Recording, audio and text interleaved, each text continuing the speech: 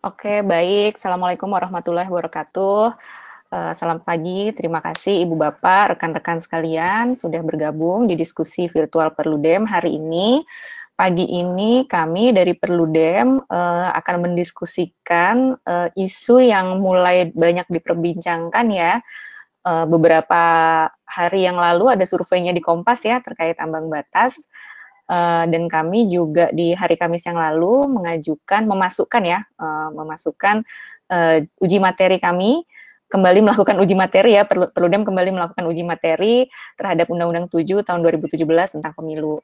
Nah, kali ini yang kami uji materi adalah pasal yang terkait dengan pengaturan ambang batas, pasal 414, itu kami lakukan uji materi. Nah, dasar ya, inti dari gugatannya pada dasarnya adalah kami sebagai kami sebagai lembaga yang memperhatikan isu pemilu merasa bahwa hasil pemilu kita ini masih belum proporsional gitu ya, karena kita menggunakan sistem pemilu proporsional, maka idealnya hasil pemilunya juga harus proporsional. Inti dari pemilu proporsional adalah ketika persentase kursi yang didapatkan oleh partai politik itu harus sama dengan persentase suara yang didapatkan oleh partai politik. Nah, itulah yang menjadi dasar gugatan kami. Nah, di dalam gugatan ini juga intinya adalah kami sendiri bukan berarti meminta ambang batas ini kemudian ditiadakan, tetapi yang kami minta adalah jika kita memang ingin menerapkan ambang batas, karena itu memang hal yang common ya, yang biasa, apalagi multipartai, banyak negara yang juga memberlakukan ambang batas parlemen, tetapi angkanya gitu ya, persentasenya itu harus berdasarkan perhitungan yang sesuai dengan prinsip pemilu yang demokratis supaya tidak menjadikan hasil pemilu itu jauh dari proporsionalitas. Nah, itulah yang akan kami diskusikan dengan Bapak Ibu dan rekan-rekan sekalian pagi hari ini. Nah, yang pertama akan disampaikan dulu oleh Mas Fadli Ramadhanil. Mas Fadli akan lebih menjelaskan lagi mengenai detail permohonannya seperti apa aspek konstitusionalitas dari pemberlakuan ambang batas ini, sehingga kami melakukan uji materi ke Mahkamah Konstitusi. Berikutnya Mas Fadli, persilakan. Ini presentasinya akan dari Mas Heroik ya? Ya, oke Mbak. Oke, silakan. Baik, terima kasih Bapak Ibu dan teman-teman semua. Selamat pagi di hari Minggu. Assalamualaikum warahmatullahi wabarakatuh. Terima kasih banyak sudah meluangkan waktu untuk bergabung di dalam diskusi virtual yang dilaksanakan oleh Perludem, yang pada kesempatan kali ini kita akan spesifik membahas permohonan uji materi terhadap ketentuan ambang batas parlemen, atau lebih populer disebut dengan parliamentary threshold, yang diajukan oleh Perludem ke Mahkamah Konstitusi. Nah, Bapak Ibu dan teman-teman semua,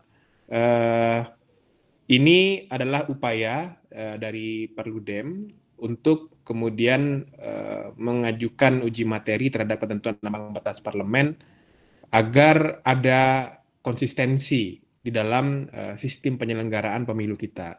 Konsistensi yang seperti apa yang kita harapkan?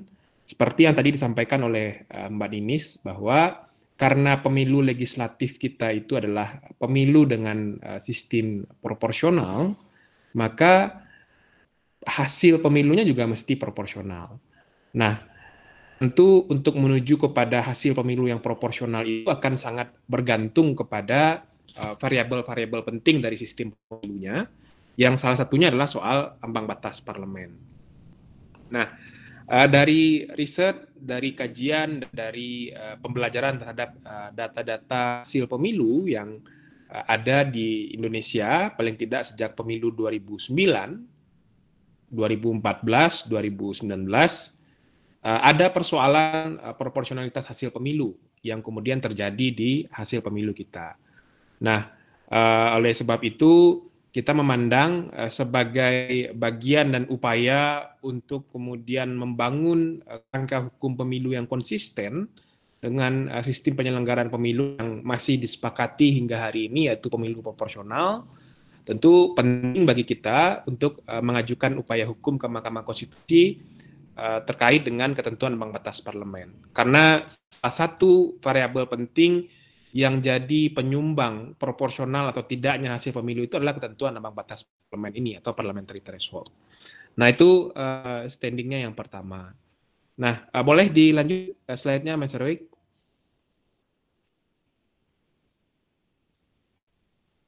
Nah, Bapak Ibu dan teman-teman semua, saya kira semua dari kita juga tentu sudah mengikuti dan paham, tentu juga masih ingat pastinya bahwa upaya uji materi terhadap ketentuan ambang batas parlemen ini bukanlah upaya yang pertama.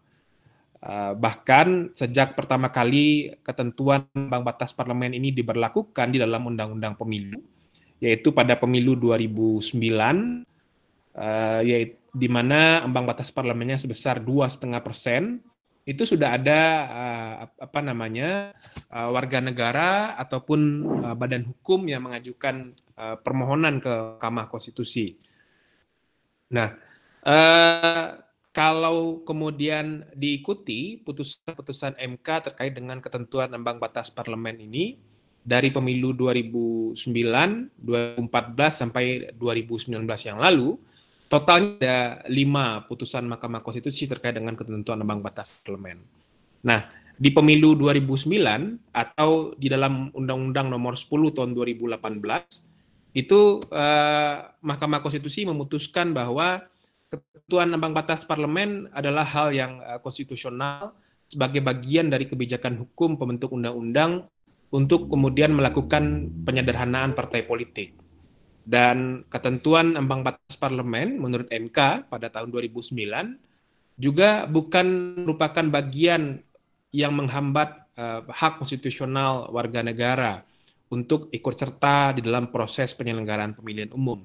Karena menurut MK, hak warga negara untuk ikut serta dalam pemilihan umum itu sudah diberikan dengan proses verifikasi dan seleksi untuk menjadi partai politik. Bahwa setelah adanya hasil pemilu masih ada seleksi kembali dengan adanya ketentuan ambang batas parlemen, itu adalah piranti sistem pemilu yang bisa dipergunakan untuk kemudian menyederhanakan sistem politik dan kepartaian kita. Itu putusan MK tahun 2009 dengan regulasi pemilu Undang-Undang Nomor 10 tahun 2008. Nah, akhirnya berjalan, pembentukan ambang batas parlemen berjalan. Nah, pada pemilu 2014 atau menjelang pemilu 2014, Undang-Undang Pemilunya berganti menjadi Undang-Undang Nomor 8 tahun 2012. Nah, dalam undang-undang ini juga masih terdapat ketentuan ambang batas parlemen, bahkan besarannya naik menjadi 3,5% dan berlaku bagi pemilu DPR dan pemilu DPRD provinsi. Nah, putusan MK terkait dengan permohonan ini itu agak bergeser dari putusan MK tahun 2009, di mana MK memandang pemberlakuan ambang batas parlemen itu yang relevan justru hanya di penyelenggaraan pemilu DPR. Karena kalau diberlakukan untuk pemilu DPRD provinsi dan DPRD kabupaten kota, menurut MK, ambang batas parlemen itu menjadi ketentuan yang bertentangan dengan kedaulatan rakyat, bertentangan dengan hak politik, dan bertentangan dengan rasionalitas. Akhirnya putusan MK tahun 2012 itu menyatakan bahwa ketentuan ambang batas parlemen bertentangan dengan pertentuan ambang batas parlemen yang diberlakukan di DPRD provinsi dan DPRD kabupaten kota itu bertentangan dengan Undang-Undang Dasar dan akhirnya dibatalkan. Dan pada pemilu 2014 ketentuan ambang batas parlemen memang hanya berlaku untuk pemilu DPR saja. Nah, itu menjelang penyelenggaraan pemilu 2014. Nah, pada pemilu kemudian di dalam Undang-Undang Nomor 8 tahun 2012 itu ada 2 permohonan. Satu permohonan nomor 52 dan satu permohonan nomor 51 ya. Yang itu diajukan berdekatan yang mempersoalkan hal yang sama. Dan yang dikabulkan hanya permohonan nomor 52. Permohonan 51 itu dinyatakan nebis in idem. Permohonannya sama dengan permohonan sebelumnya dan akhirnya dinyatakan tidak dapat diterima. Dan ada juga lagi permohonan nomor 56 untuk ketentuan ambang batas parlemen yang berlaku di Undang-Undang nomor 8 tahun 2012, dan MK kemudian memutus bahwa ambang batas parlemen itu adalah kebijakan hukum terbuka dari pembentuk undang-undang sebagai bagian atau sebagai titik penyederhanaan kepartaian yang tidak bertentangan dengan Undang-Undang Dasar. Nah, pada pemilu 2019 atau menjelang pemilu 2019, Undang-Undang Pemilu kembali berganti menjadi Undang-Undang nomor 7 tahun 2017. Nah, dalam ketentuan ini, ambang batas parlemen naik menjadi 4% dan masih berlaku hanya untuk DPR saja.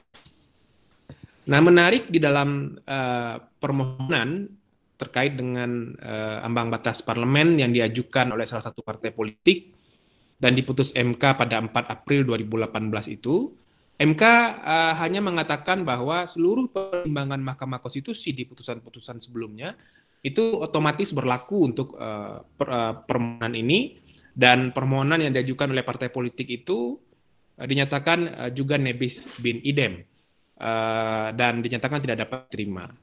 Jadi belum ada argumentasi baru di dalam putusan MK. Nah, yang menarik sebetulnya Bapak Ibu semua dan teman-teman, dalam 5 permohonan ini, itu yang menjadi alasan konstitusional dari para pemohon itu adalah terkait dengan hilangnya hak mereka untuk kemudian diikutkan dalam perhitungan kursi di DPR. Dan kemudian mereka juga menargumentasikan bahwa mereka menjadi seorang atau menjadi partai politik yang tidak diberlakukan secara adil di dalam kontestasi pemilu, terutama pemilu legislatif, karena sudah ikut pemilu tapi tidak diikutkan dalam proses perhitungan kursi di DPR. Di 5 permohonan itu mengargumentasikan hal yang sama. Juga mereka juga menyinggung soal banyaknya suara pemilih yang hilang, tapi itu dikaitkan dengan hak mereka sebagai partai politik yang hilang karena tidak diikutkan di dalam proses perhitungan kursi di parlemen. Nah, dalam riwayat putusan-putusan MK ini kemudian juga kita mengikuti pembahasan Undang-Undang Pemilu dari pemilu 2009, 2014 dan 2019. Kita meyakini bahwa sepertinya ambang batas parlemen sudah diyakini sebagai salah satu variabel untuk kemudian menyederhanakan sistem kepartaian kita. Pembentuk undang-undangnya sudah terlalu yakin bahwa ambang batas parlemen adalah variabel yang penting untuk tetap dimasukkan di dalam undang-undang pemilu. Mahkamah Konstitusi di dalam 5 putusan-putusan sebelumnya juga meyakini bahwa ini adalah kebijakan yang bermanfaat untuk menyederhanakan sistem kepartaian. Dan ketentuan ambang batas parlemen adalah sesuatu yang konstitusional. Nah, berdasarkan hal itu kemudian kita melihat alasan yang lain. Kita melihat realitas yang lain di mana konsistensi ketentuan ambang batas parlemen terhadap proporsionalitas hasil pemilu. Nah, setelah kita hitung, nanti Mas Harwik akan menjelaskan soal ini. Ternyata besaran ambang batas parlemen yang dirumuskan oleh pembentuk undang-undang, baik di pemilu 2009 yang nominalnya 2,5%, pemilu 2014 yang naik 3,5%, di pemilu 2019 yang juga naik menjadi 4%, itu tidak pernah dihasilkan dari basis perhitungan yang terbuka. Atau kita mengatakan angka 2,5%, 3,5%, dan 4% ini sebetulnya dihitung berdasarkan rumusan yang mana, sehingga menghasilkan besaran tersebut. Lalu sejauh mana dampaknya terhadap proporsionalitas hasil pemilu. Karena ini menjadi sangat penting ketika ketentuan bahwa sistem pemilu legislatif itu adalah sistem pemilu legislatif adalah sistem pemilu yang dilakukan dengan sistem proporsional, itu disebutkan eksplisit di dalam pasal 168 ayat 2 Undang-Undang nomor 7 tahun 2017. Dan di dalam Undang-Undang Pemilu sebelumnya juga disebutkan secara eksplisit bahwa pemilu Indonesia adalah pemilu yang proporsional. Nah, pemilu yang proporsional atau dengan sistem proporsional ini harus pula menjamin proporsionalitas hasil pemilunya. Nah, setelah kita kaji, kita teliti datanya, ternyata pemilu 2009, 2014, dan 2019 itu ada problem di proporsionalitas hasil pemilunya yang salah satunya disumbang oleh ambang batas parlemen. Nah, makanya di dalam permohonan ini kita mengajukan bahwa tidak apa-apa ada ambang batas parlemen, kita tidak akan memohonkan kepada MK untuk menghilangkan ambang batas parlemen, tetapi perhitungan besaran ambang batas parlemen itu harus dilakukan dengan rumusan yang terbuka. Publik, peserta pemilu, semua stakeholder kepemilian mesti paham rumusan yang mana yang digunakan oleh pembentuk undang-undang untuk menentukan angka ambang batas parlemen. Karena itu akan sangat berpengaruh kepada proporsionalitas hasil pemilunya. Jadi kita meminta kepada MK tidak apa-apa ada ambang batas parlemen karena memang secara konstitusional itu adalah ketentuan yang tidak bertentangan dengan Undang-Undang Dasar dan itu terkonfirmasi dari 5 putusan MK yang terakhir dan pembentuk undang-undang kita sejak 2009 sudah meyakini bahwa ini sebagai satu bagian yang bisa menyederhanakan sistem kepartaian. Nah, problemnya sekarang besarannya berapa? Nah, ini yang tidak pernah dibuka pada kita bersama dan tidak pernah juga dirumuskan secara fair. Besaran 4% ini datangnya dari mana? Nah, dan setelah dicek dari hasil pemilunya, ternyata besaran angka yang ditetapkan ini justru menimbulkan disproporsionalitas terhadap hasil pemilu. Nah, oleh sebab itulah kita menyampaikan argumentasi bahwa ketika ada konsistensi dari sebuah pengaturan dalam sistem penyelenggaraan pemilu dan menyebabkan pemilunya menjadi tidak proporsional, itu tentu berpengaruh kepada pemenuhan asas pemilu yang ada di pasal 22 ayat 1. Karena salah satu dua asas penting di dalam pasal 22 ayat 1, asas yang jujur dan adil, tentu berkorelasi terhadap keadilan dari setiap peserta pemilu, keadilan juga bagi pemilih yang sudah memberikan hak suaranya. Nah, makanya kita mengargumentasikan bahwa penting bagi Mahkamah Konstitusi untuk menilai, memeriksa besaran ambang batas parlemen yang 4% yang ada di dalam Undang-Undang Nomor 7 tahun 2017 itu harus dibuka rumusan mana yang digunakan sehingga ini memberikan keadilan, memberikan konsistensi terhadap sistem penyelenggaraan pemilu dan juga memberlakukan setiap warga negara dan peserta pemilu secara sama. Karena di dalam putusan MK sebelumnya itu MK mengatakan ambang batas parlemen ini boleh dan tetap diberlakukan sepanjang tidak bertentangan dengan rasionalitas, sepanjang tidak bertentangan dengan hak politik, dan sepanjang tidak bertentangan dengan kedaulatan rakyat. Nah, kata rasional ini menjadi sangat penting karena salah satu alat untuk menguji sejauh mana ambang batas parlemen itu rasional tentu harus dihitung berdasarkan rumusan yang terbuka, rumusan yang sudah diuji secara ilmiah.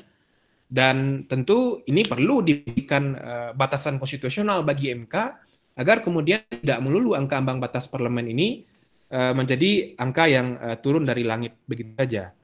Nah, oleh sebab itu inilah kemudian yang jadi argumentasi utama kita untuk menguji ketentuan ini ke MK, di mana ruang lingkup pasal yang kita uji adalah pasal 414, khususnya sepanjang frasa paling sedikit 4% dari sejumlah suara sah secara nasional, karena besar itu yang kemudian jadi soal angka 4% ini datangnya dari mana. Jadi intinya kita tidak akan meminta kepada MK untuk menghilangkan ambang batas, karena itu hampir tidak mungkin ya, karena dalam putusan MK sebelumnya MK mengatakan bahwa itu adalah sesuatu yang konstitusional, tapi bagaimana angka 4% itu dihitung.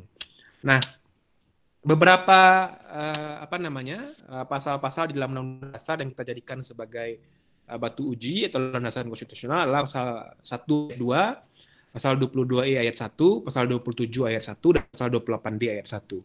Nah, di dalam putusan MK yang terakhir yang diajukan oleh salah satu partai politik pada tahun 2018, MK mengatakan bahwa setelah membaca permohonan yang diajukan oleh pemohon, sama sekali tidak ditemukan argumentasi yang baru ketika pemohon mempersoalkan ketentuan ambang batas parlemen. Nah, ini yang kemudian menjadi salah satu ruang bagi Perludem mengajukan permohonan ini, karena kita datang dengan argumentasi yang berbeda dari permohonan sebelumnya, yaitu dengan menguji proporsionalitas hasil pemilu yang salah satunya sangat ditentukan oleh ketentuan ambang batas parlemen yang besarnya 4%. Nah, itu kira-kira hantaran awal terkait dengan gambaran sederhana dari permohonan ini, terkait dengan berapa dan bagaimana nanti alat bukti bentuk ketidakproporsionalan hasil pemilu itu kita akan buka semuanya nanti di persidangan di Mahkamah Konstitusi. Terima kasih Mbak Ninis, teman-teman. Selamat siang. Assalamualaikum warahmatullahi wabarakatuh. Baik, makasih Fadli. Ibu Bapak, sebelum saya ke Heroik, saya mau sampaikan dulu jika ada yang ingin disampaikan, pertanyaan, ataupun ada diskusi yang mau diangkat, bisa sampaikan di kolom chat, nanti akan kita bacakan setelah diskusi selesai. Langsung ke Mas Heroik ya. Baik, terima kasih Mbak Ninis, Mas Fadli, Ibu Bapak sekalian yang saya hormati. Assalamualaikum warahmatullahi wabarakatuh. Selamat siang, salam sejahtera untuk kita semua. Ibu Bapak sekalian, saya akan melanjutkan apa yang sudah dipaparkan oleh Mas Fadli tadi berikut yang dihantarkan oleh Mbak Ninis. Nah, dari paparan awal tadi paling tidak kita melihat Ibu Bapak sekalian. Selama ini ketika kita berbicara soal parliamentary threshold atau ambang batas parlemen ini, ada satu tujuan utama yang selalu hendak dicapai dari penerapannya. Yang pertama yaitu adalah penyederhanaan partai politik. Artinya kemudian agar sistem kepartaian kita lebih sederhana di parlemen seperti itu. Nah, yang kedua, di sisi lain, ketika kita berbicara soal parliamentary threshold, tadi Mas Fadli juga sudah menyinggung, karena mekanisme parliamentary threshold adalah sebagai syarat minimal bagi partai politik untuk memenuhi jumlah minimal perolehan suara, yang biasanya berlingkupnya nasional, seperti itu, agar kemudian bisa diikutsertakan dalam konversi suara ke kursi. Nah, bagi partai politik yang kemudian tidak dapat melampaui ambang batas atau suara minimal perolehan suara yang sudah ditentukan di dalam undang-undang pemilu tersebut, maka suaranya terbuang begitu saja, yang kemudian berdampak dengan disproporsionalitas. Seperti itu, Ibu Bapak sekalian. Nah, ini poin yang kedua. Nah, poin yang ketiga, bahwa apa yang kami uji materikan ke Mahkamah Konstitusi pada hari ini, seperti yang diungkapkan oleh Mbak Ninis dan juga Mas Fadli tadi, bahwa kami tidak sama sekali meminta Mahkamah Konstitusi untuk membatalkan ketentuan parliamentary threshold. Karena sepemahaman kami memang parliamentary threshold adalah salah satu bentuk variabel dalam sistem pemilu yang itu memang sudah wajar diterapkan oleh suatu banyak negara yang kemudian digunakan untuk memenuhi syarat minimal perolehan suara. Jadi memang ini menjadi suatu hal yang lumrah, parliamentary threshold diterapkan dalam sebuah sistem pemilihan umum, tetapi memang variannya dalam basis penentuannya kemudian berbeda-beda, baik negara satu dengan negara yang lainnya. Sehingga tiga hal ini yang kemudian coba kita akan diskusikan pada siang hari ini. Nah, Ibu Bapak sekalian, seperti yang tadi sudah dibahas bahwa selama ini ketika kita bicara soal ambang batas parlemen, itu lekat kaitannya dengan kata penyederhanaan partai politik. Karena dia sebagai variabel teknis dalam sistem pemilu yang bertugas menjadi syarat minimal bagi partai politik untuk diikutsertakan dalam konversi suara ke kursi atau untuk mendapatkan kursi seperti itu ya. Bagi mereka-mereka yang tidak mampu melampaui ambang batas tersebut, maka dia tidak akan mendapatkan kursi. Sederhananya seperti itu, menjadi salah satu logika dari penerapan ambang batas parlemen. Nah, kalau kita sedikit tengok ke belakang asal mula dari kehadiran ambang batas parlemen ini, memang seperti itu Ibu Bapak sekalian, bahwa kehadirannya adalah untuk membatasi partai politik kecil masuk ke parlemen, untuk membatasi partai politik baru masuk ke parlemen, dan memang salah satunya adalah untuk menyederhanakan partai politik. Nah, Ibu Bapak sekalian, jika kita lihat dalam pengalaman di banyak negara, Turki adalah salah satu negara dengan parliamentary threshold tertinggi, yaitu ada 10%. Nah, karena logika bekerja dari parliamentary threshold adalah bagi mereka yang tidak lolos, maka suaranya tidak diikutkan konversi suara ke kursi dan tidak akan mendapatkan kursi. Pertanyaannya kemudian kan suaranya dikemanakan? Ya, artinya suaranya dihilangkan begitu saja, terbuang begitu saja. Nah, logika bekerja parliamentary threshold yang seperti itu, dengan kata lain bisa kita sederhanakan seperti ini, Bapak sekalian. Semakin tinggi besaran parliamentary threshold, maka semakin banyak, semakin besar potensi suara yang terbuang. Seperti itu. Nah, padahal tadi sudah diungkapkan juga dalam sistem pemilu proporsional, proporsionalitas atau keberimbangan antara jumlah perolehan suara dan jumlah perolehan kursi itu menjadi suatu hal yang tidak bisa dihindari dalam konsep sistem pemilu proporsional yang Indonesia terapkan sejak pemilu 55 seperti itu. Nah, maka dari itu memang menjadi penting ketika kita berbicara mengenai ambang batas parliamentary threshold, kita perlu tahu motivasi apa saja yang kemudian digunakan oleh para pemangku kebijakan dalam merumuskan parliamentary threshold ini, dan panduan metodologis apa yang kemudian digunakan ketika memilih besaran 2,5%, 3,5%, dan juga 4% seperti itu. Ibu Bapak sekalian, nah, ketika kita bicara juga mengenai ambang batas perwakilan, sederhananya salah satu dampaknya adalah berkaitan dengan proporsionalitas. Nah, salah satu studi yang dilakukan oleh Liphart misalnya melihat bahwa apa yang dimaksud dengan proporsionalitas dalam sistem pemilu proporsional yaitu adalah deviasi antara perolehan kursi partai politik dalam persentase dalam hal ini dengan perolehan perolehan suara, deviasi antara perolehan suara partai politik dengan perolehan kursi dalam persentase seperti itu. Nah, jadi harus ada keberimbangan antara jumlah perolehan suara dengan jumlah perolehan kursi. Sebagai contoh seperti ini. Ketika suatu partai A mendapatkan 20% suara, maka ketika dikonversi menjadi kursi, dia harus mendapatkan 20% kursi juga. Begitu pula ketika partai B mendapatkan 5% suara, maka ketika dikonversi menjadi kursi, partai B tersebut harus mendapatkan kursi sebesar 5% juga. Seperti itu. Nah, dalam hal ini, maka ada keberimbangan antara jumlah perolehan suara yang didapatkan oleh partai politik dan juga dalam konteks jumlah kursi yang didapatkan oleh partai politik tersebut. Namun di sisi lain, ada jaminan hak politik masyarakat juga yang sudah memberikan suaranya kepada partai politik tersebut, karena kan ketika orang memberikan pilihan kepada partai politik tertentu, ada harapan agar partai politik tersebut, suara yang diberikan terhadap partai politik tersebut dapat menghasilkan kursi. Seperti itu, Ibu Bapak sekalian. Nah, sehingga keberimbangan ini menjadi penting. Namun dengan kehadiran ambang batas perwakilan, itu memicu hadirnya yang disebut dengan wasted vote atau suara yang terbuang. Karena bagi mereka yang tidak melampaui ambang batas, maka perolehan suaranya tidak dapat diikutsertakan dalam konversi suara ke kursi. Nah, Ibu Bapak sekalian, ketika kita berbicara mengenai ambang batas, sebetulnya kalau kita lihat dari beberapa studi yang ada, ambang batas itu dalam konteks sistem pemilihan umum itu bisa dilihat dalam dua bentuk. Yang pertama yaitu ambang batas matematis.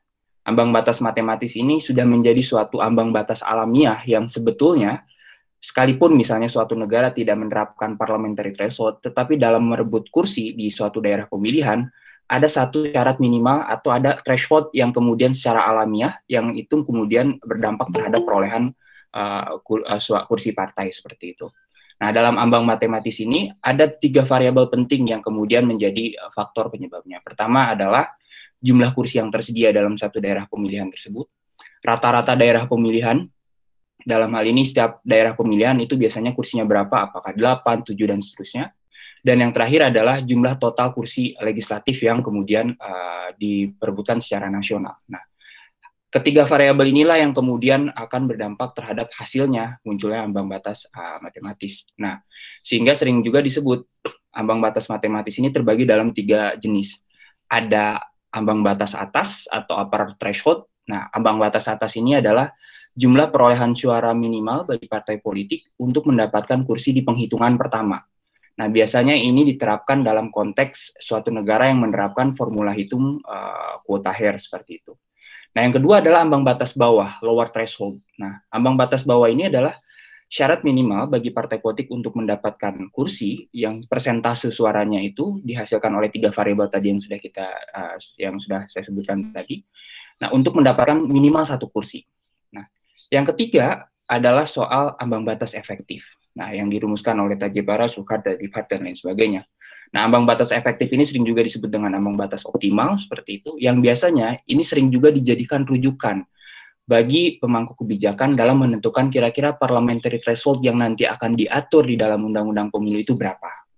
Nah, yang kedua, Ibu Bapak sekalian, jenis ambang batas yang kedua adalah ambang batas formal. Ambang batas formal ini adalah, ambang batas formal ini adalah parliamentary threshold atau syarat minimal perolehan suara yang harus didapatkan oleh partai politik yang kemudian dituliskan di dalam undang-undang. Nah, apa yang tadi dijelaskan oleh Mas Fadli sejak pemilu 2009, 2014, dan 2019 itu masuk dalam klasifikasi ambang batas formal karena kemudian itu diatur di dalam undang-undang. Jadi perbedaan mendasar antara ambang batas matematis dengan ambang batas formal, ambang batas matematis ini biasanya tidak diatur di dalam undang-undang pemilu, tetapi dia muncul di dalam setiap basis daerah pemilihan. Tetapi ambang batas formal dia diatur di dalam undang-undang pemilu secara legal dan formal, yang kemudian menjadi prasyarat bagi partai politik untuk diikutsertakan dalam konversi suara ke kursi. Nah, Pertimbangan ambang batas formal ini adalah biasanya berkaitan dengan kesepakatan politik. Nah, jadi ini sangat politis sekali. Nah, bisa jadi Ibu Bapak sekalian, apa yang kita lihat sejak pemilu 2009 dengan besaran parliamentary threshold 2,5%, kemudian di pemilu 2014 dengan besaran 3,5%, dan kemarin 2019 4%, kan kita selalu melihat ada ritual rutin setiap tahun di revisi undang-undang pemilu yang menyisakan pasal-pasal krusial di dalamnya. Salah satunya adalah besaran parliamentary threshold. Nah, jadi apa yang diatur di dalam Undang-Undang 7 2017 itu bisa kita kategorisasi sebagai ambang batas formal yang dalam proses pembentukannya itu lekat dengan kesepakatan politik dan juga kepentingan dari partai politik. Nah, kepentingan apa di balik itu? Yaitu tadi tujuannya salah satunya adalah untuk menyederhanakan partai politik seperti itu. Nah, Ibu Bapak sekalian, karena pemilu ini ketika kita berbicara pemilu itu lekat kaitannya dengan dimensi kuantitatif atau matematis seperti itu ya, maka dari itu sebetulnya ketika kita bicara soal sistem pemilu sebagai perangkat teknis yang bertugas mengkonversi suara ke kursi, maka sebetulnya ada banyak hal yang sudah banyak dirumuskan oleh para ilmuwan politik seperti itu untuk menghitung berbagai jenis variabel dalam sistem pemilu. Mulai termasuk salah satunya adalah ambang batas. Nah, saya ingin coba sharing ke Ibu Bapak sekalian, ketika kita berbicara soal ambang batas, sebetulnya ada formula apa saja sih yang sudah sebetulnya familiar di kalangan sarjana ilmu politik seperti itu, dan juga ini juga diterapkan di banyak negara ketika menentukan besaran parliamentary threshold. Nah, ini yang pertama adalah rumus matematis ambang batas. Ini adalah ambang batas alamiah yang tadi sudah sempat disinggung. Yang pertama dirumuskan oleh Ryle dan Losmore dan juga Henry. Ketika kita ingin tahu zona aman partai politik untuk mendapatkan satu kursi, itu kira-kira harus memenuhi perolehan suara berapa. Nah, bedanya tadi ketika kita bicara soal ambang batas formal, dia diatur dalam undang-undang pemilu, tetapi ambang batas matematis ini, baik ambang batas atas, upper threshold atau lower threshold, itu tidak diatur di dalam undang-undang, tetapi partai politik sebetulnya mengetahui ketika dia ingin mendapatkan kursi dalam satu daerah pemilihan, sebetulnya ada syarat minimal perolehan suara yang itu bisa diukur melalui apa yang disebutkan oleh Ryle Losmore ini sebagai upper threshold dan lower threshold. Nah, ini yang pertama. Rumusnya demikian. Ketika kita ingin mengetahui T upper atau ambang batas atas, rumusnya adalah setengah dibagi besaran daerah pemilihan atau 100% dikali 1 plus besaran daerah pemilihan. Nah, sedangkan T lower dalam hal ini zona aman bagi partai politik minimal untuk mendapatkan satu kursi, kira-kira itu persentase perolehan suaranya itu harus berapa. Nah, ini disebut dengan T lower atau ambang batas bawah. Rumusnya adalah 1 dibagi dengan besaran daerah pemilihan plus 1 atau 100% dikali 2 dikali besaran daerah pemilihan. Nah, ini yang pertama. Nah, ambang batas atas dan ambang batas bawah ini tidak pernah diatur di dalam undang-undang pemilu, tapi ini sebagai tools kemudian untuk mengetahui dalam satu daerah pemilihan itu syarat untuk mendapatkan kursi kira-kira persentasenya berapa. Nah, yang kedua ini dirumuskan oleh Tajipara. Nah, ini biasanya rumus ini menjadi salah satu pertimbangan dan juga indikator ketika ingin merumuskan ambang batas formal yang diatur di dalam undang-undang pemilu. Nah, jadi Tajipara pada waktu itu merumuskan apa yang disebut dengan effective threshold atau kadang juga disebut dengan ambang batas optimal. Nah, biasanya dari basis penghitungan inilah ditentukan besaran parliamentary threshold yang kemudian diatur di dalam undang-undang pemilu. Nah, 3 komponennya tadi adalah 1 rata-rata besaran daerah pemilihan, 2 jumlah kursi parlemen, dan ketiga adalah jumlah daerah pemilihan dalam lingkup apakah dia kemudian parlemen nasional, atau dia parlemen provinsi, atau parlemen kabupaten kota, seperti itu. Nah, rumusnya adalah 75%, ada 3 rumus yang bisa ditawarkan. Yang pertama ada 75% dibagi dengan M plus 1 dikali akar E, seperti itu. Nah, V ini adalah akar ya, Ibu Bapak sekalian. Nah, rumus inilah yang kemudian seringkali dijadikan salah satu rujukan oleh banyak negara, beberapa negara seperti itu, untuk menentukan kira-kira idealnya parliamentary threshold di suatu negara itu berapa. Nah, di sisi lain dia ingin menyederhanakan partai politik seperti itu, tapi di sisi lain dia ingin mengedepankan aspek proporsionalitas.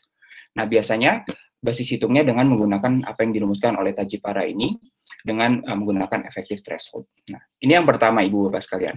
Yang kedua, maka ketika kita ingin tahu sebetulnya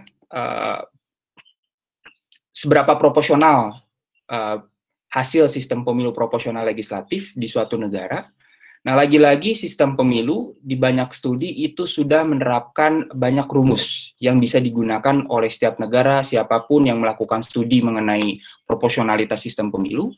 Rumus-rumus ini bisa digunakan untuk mengukur proporsionalitas sistem pemilu proporsional di suatu negara. Apakah sudah terjadi keberimbangan antara jumlah perolehan suara dengan jumlah perolehan kursi?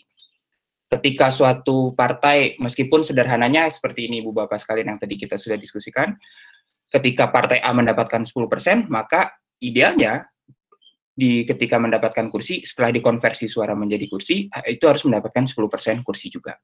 Nah, namun untuk mengukur seberapa jauh proporsionalitas, nah, terdapat beberapa rumus yang bisa digunakan, salah satunya untuk mengukur indeks disproporsionalitas. Nah, ada Losmore dan Henby, kemudian ada Michael Gallagher, ada indeks Monroe, Dunphy, dan Margaret, dan sebetulnya banyak rumus lain yang sebetulnya bisa digunakan.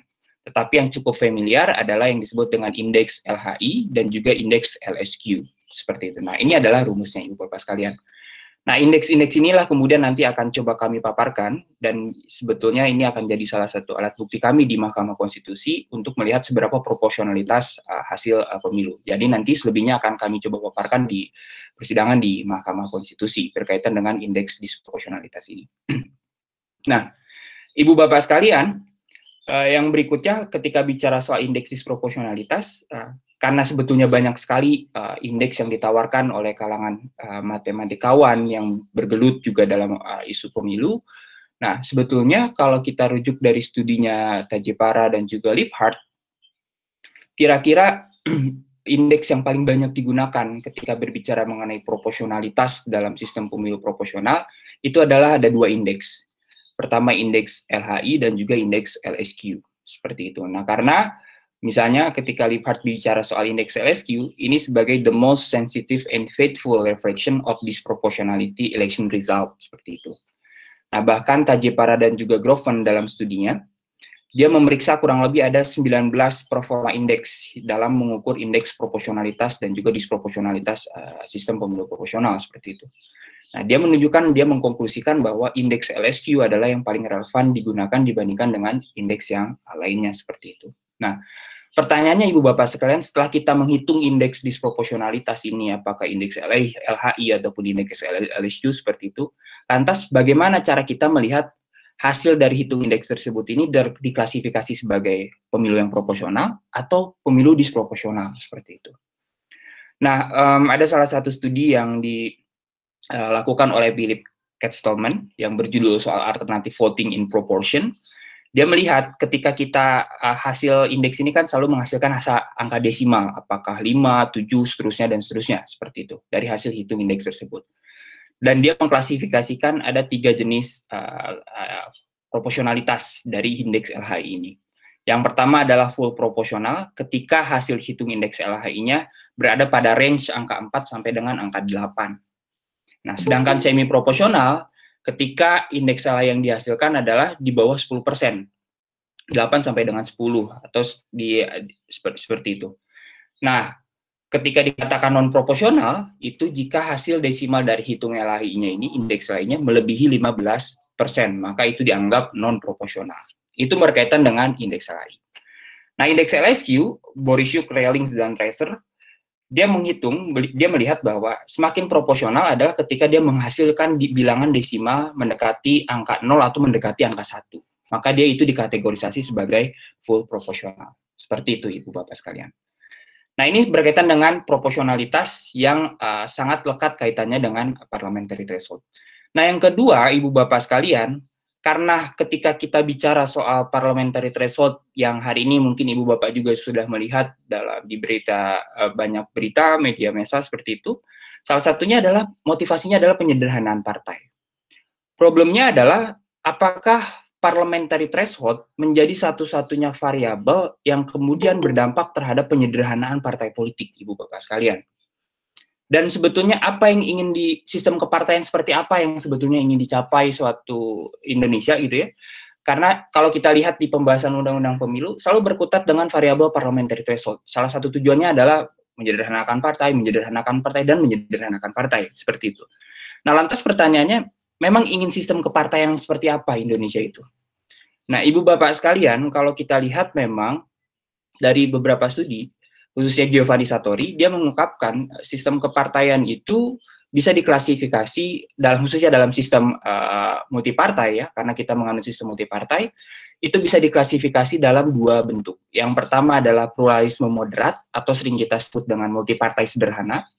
Yang kedua adalah pluralisme ekstrim atau sering disebut dengan multipartai ekstrim. Nah, ketika kita bicara pluralisme moderat atau multipartai sederhana dan juga multipartai ekstrim, nyatanya Ibu Bapak sekalian, itu tidak hanya diukur dari jumlah partai yang ada di parlemen.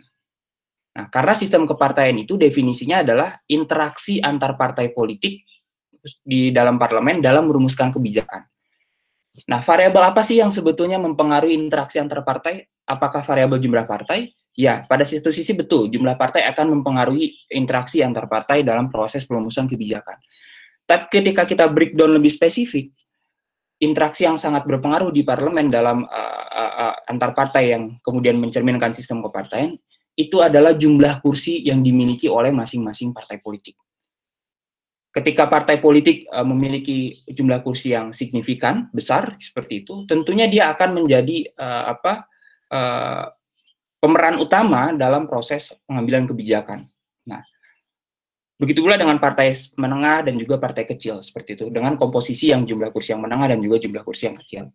Nah, maka dari itu, ketika berbicara soal multipartai sederhana dan multipartai ekstrim, itu diklasifikasi dalam dua, Ibu Bapak sekalian, dengan jumlah partai yang relevan dikategorisasi menjadi dua. Yang pertama adalah 3 sampai dengan 5. Nah, 3 sampai dengan 5 ini tidak diukur dari jumlah partainya yang ada di parlemen.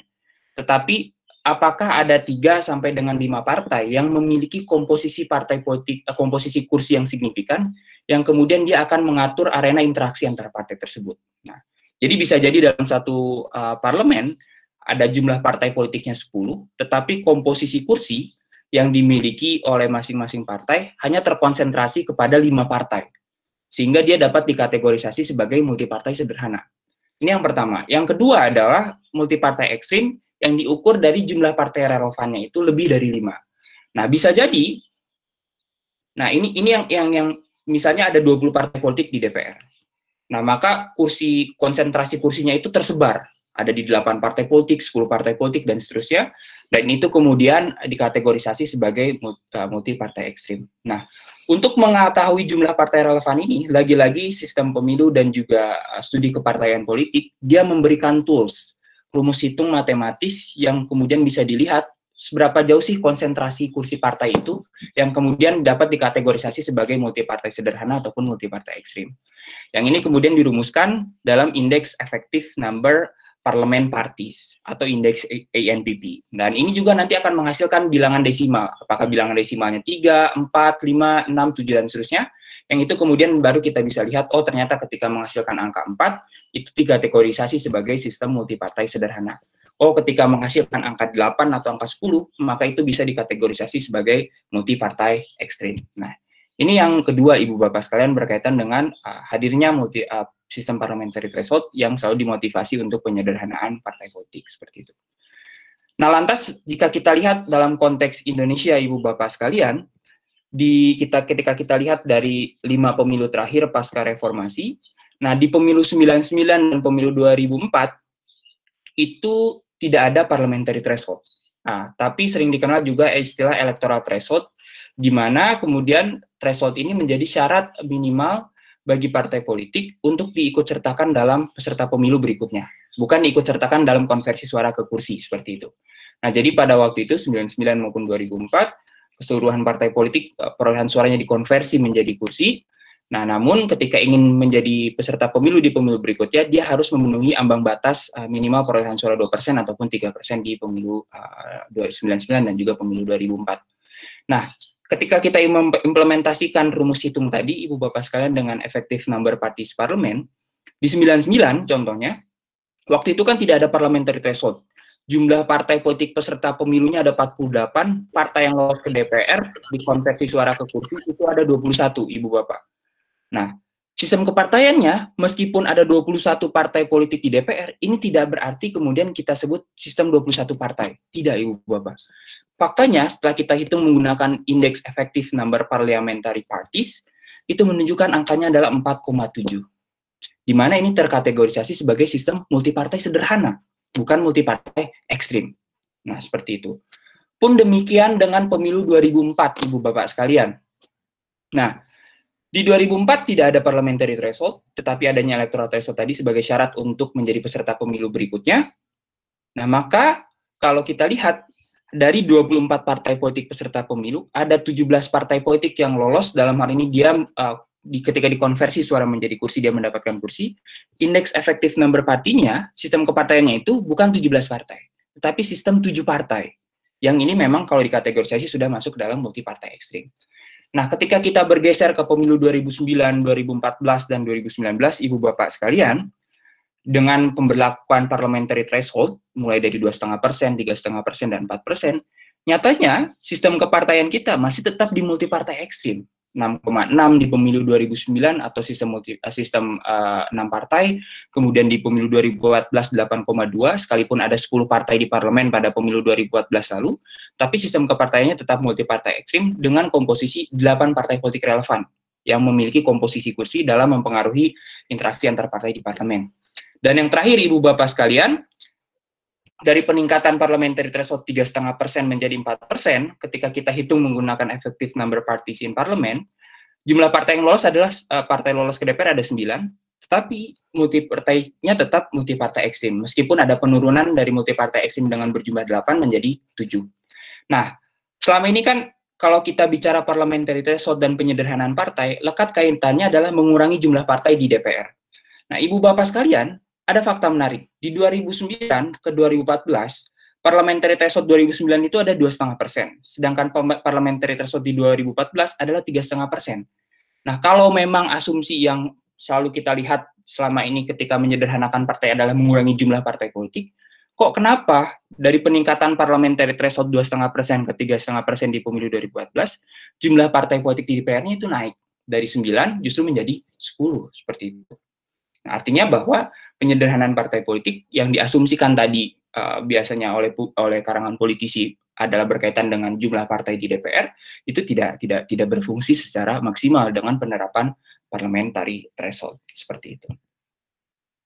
Nah, berikutnya Ibu Bapak sekalian, nah dampak yang kemudian menjadi basis argumentasi utama kami kenapa kemudian melakukan uji materi. Satu sisi kami tetap sepakat dengan penggunaan parliamentary threshold. Namun kesepakatan itu dengan catatan tadi, bahwa karena sistem pemilu kita adalah sistem pemilu proporsional, maka dimensi proporsionalitas itu harus dikedepankan.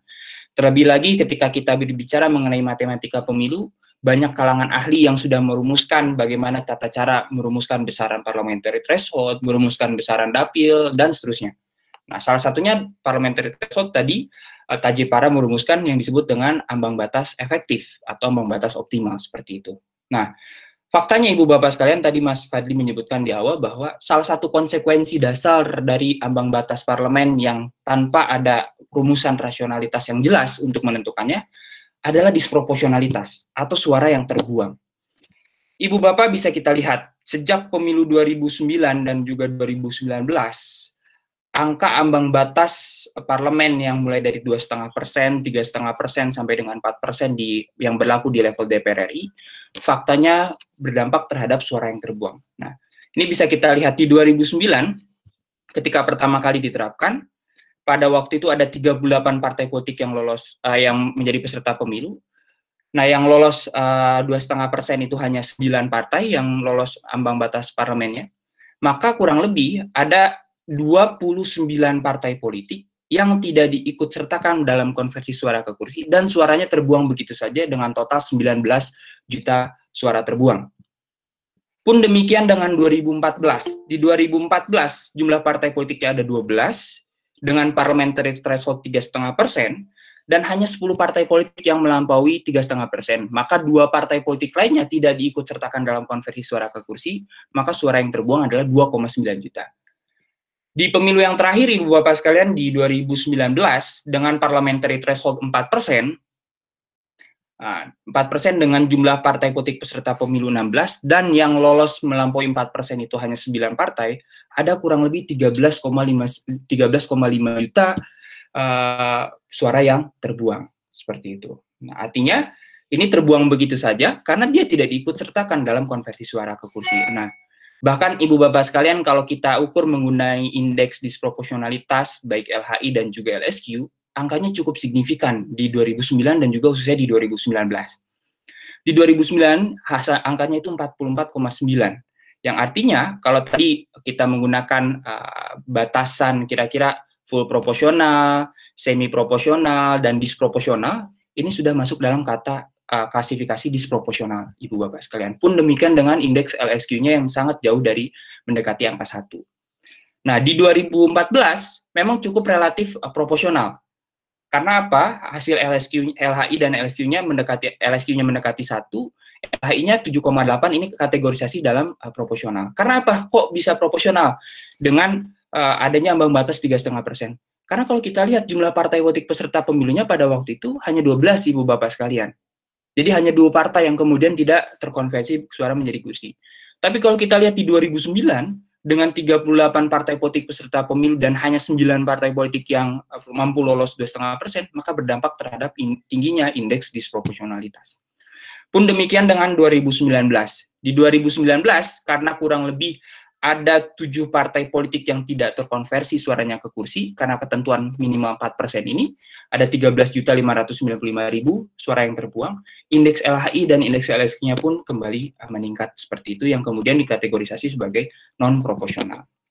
Nah, hal inilah yang kemudian menurut kami menjadi penting di tengah revisi Undang-Undang Pemilu, bahwa dalam penentuan besaran ambang batas itu perlu ada metodologis yang jelas dan juga mempertimbangkan dimensi proporsionalitas sistem pemilu proporsional yang diterapkan Indonesia sejak pemilu 55. Dan terakhir, Ibu Bapak sekalian, nah kalau kita menggunakan effective threshold atau ambang batas optimal yang dirumuskan oleh Tajepara tadi, di pemilu 2009 dan 2014 dan juga pemilu 2019, idealnya secara metode itu adalah ambang batas parlemennya itu adalah 1%, Ibu Bapak sekalian, berdasarkan rumus hitung yang dirumuskan oleh Tajepara tadi. Nah, terakhir, Ibu Bapak sekalian, maka dengan ini bisa kita lihat sebetulnya peningkatan ambang batas parlemen tidak selalu beriringan dengan penyederhanaan partai politik.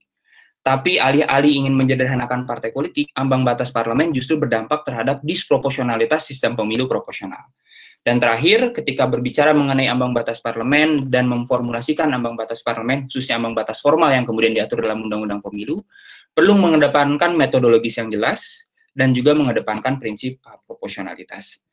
Baik, Ibu Bapak sekalian, itu mungkin yang bisa saya sampaikan. Kurang lebihnya mohon maaf. Assalamualaikum warahmatullahi wabarakatuh.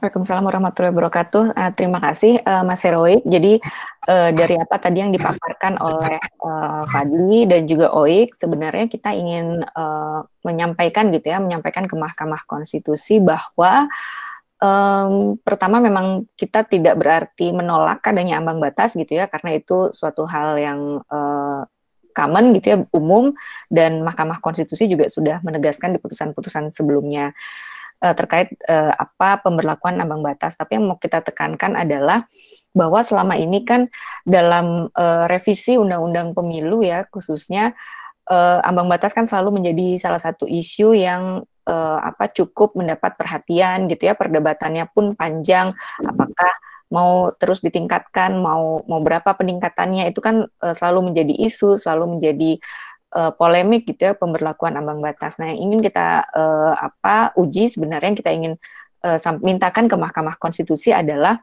bahwa penghitungannya itu harus jelas berdasarkan formula matematis yang memang sudah diuji secara akademis gitu ya, dan diberlakukan di negara-negara lain, sehingga kita punya dasar gitu. Jadi tidak sekedar ya kalau pemilu sebelumnya 4, pemilu selanjutnya jangan 4% lagi gitu, harusnya kan naik. Nah, itu kan yang kita selama ini tidak pernah tahu peningkatannya itu berdasarkan apa. Jadi jangan sampai itu semata-mata adalah keputusan politik aja gitu ya. Sesuatunya harus ada pertimbangan yang rasional dan tetap mempertimbangkan proporsionalitas hasil pemilu. Hal ini juga sejalan kami rasa dengan terakhir salah satu prasyarat yang disampaikan oleh Mahkamah Konstitusi dalam putusan 55, bahwa ketika membuat revisi undang-undang itu ya harus dilakukan secara terbuka, melibatkan banyak pihak gitu ya, sehingga keputusannya juga tidak elitis seperti itu. Tadi juga sudah disampaikan bahwa tujuan pemberlakuan ambang batas yang selama ini selalu diargumentasikan bahwa ini bisa menyederhanakan sistem kepartaian di Indonesia, ternyata dari hasil penghitungan beberapa kali hasil pemilu hasilnya tidak menunjukkan hal itu gitu ya. Nah, ini yang nanti kemudian bisa kita diskusikan kembali sebenarnya kalau memang kita ingin menyederhanakan sistem kepartaian kita, apakah masih relevan dengan ambang batas atau dengan variabel teknis sistem pemilu yang lainnya. Nah, Ibu Bapak silakan jika ada yang ingin disampaikan pertanyaan atau komentarnya, silakan di sini. Tadi saya baca sudah ada beberapa chat. Yang pertama dari Mas Zafran yang menyampaikan bahwa mudah-mudahan nanti dalam putusannya Mahkamah Konstitusi bisa memberikan panduan ya, walaupun ya jadi seperti putusan 55 yang lalu gitu. Jadi MK tidak memutuskan sekian gitu, tapi memang ada panduannya dalam pemberlakuan ambang batas ini. Lalu juga ada dari Pak Iwan Setiono Guterres yang menyampaikan bahwa presiden dan parliamentary threshold siapa yang harus menentukan sebelum 66 diberlakukan sampai 98, setelah itu diskusinya mau kembali ke sebelum 1966 atau setelah 1966 dengan pembatasan partai politik. Lalu tadi Mas Zafran ada yang pertanyaan, apakah maksudnya semi proporsional itu mungkin seharusnya di atas 10%? Itu tadi, silakan Ibu Bapak kalau ada yang mau disampaikan, bisa disampaikan langsung kepada Mas Fadli dan Mas Heroik atau bisa juga lewat chat. Fadli atau Oik ada yang mau ditanggapi terlebih dahulu, silakan. Iya, mungkin sedikit Mbak Ninis dari Pak Zafran ya tadi. Iya, Pak Zafran memang kalau saya melihat beberapa studi, salah satunya waktu itu The Independent of Voting System di Inggris, atau sering disebut juga sebagai Komisi Jenkins, dan di studinya Philip Kestelman itu, ketika bicara soal indeks LHI, range kategori full proporsional, semi proporsional, dan non proporsional itu dihitung dalam konteks beberapa persen dari hasil hitung LHI itu. Nah, ketika bicara full proporsional, klasifikasinya adalah 4 sampai dengan 8%. Nah, kalau semi proporsional 8% sampai dengan kurang lebih 10%, tapi kalau bisa di bawah 10% seperti itu. Nah, namun non proporsional itu bilangan desimalnya dihasilkan melebihi 15%. Seperti itu. Ya, jadi sebetulnya kalau kita bicara semi proporsional, artinya kalau dari 3 klasifikasi ini antara 8% sampai dengan 14% itu bisa dikategorisasi sebagai semi proporsional. Meskipun kalau saya kutip dari studinya itu lebih dikatakan semi proporsional ketika bilangan desimalnya adalah di bawah 10%. Seperti itu. Tapi 3 kategorisasi itulah yang kemudian dijadikan oleh kami rujukan untuk mengukur proporsionalitas. Mungkin itu Mbak, aku tambahnya. Ya, Mas Zafran ada yang mau disampaikan? Iya, soalnya tadi bahasanya kan 10%, di bawah 10%. Jadi soalnya aneh karena 4 sampai 8 kan juga di bawah 10%. Jadi kalau misalkan itu kan bahasanya harusnya 8 sampai 10% gitu. Makanya tadi nanya. Makasih. Iya, betul Pak Zafran. Jadi dibuat range gitu Pak, 4 sampai 8 full proporsional, 8 kurang lebih sampai 14% itu semi proporsional, sedangkan menyentuh 15% ke atas itu non proporsional seperti itu. Ya, betul. Fadli ada tambahan, Pak? Silakan Fadli. Saya sedikit saja Mbak.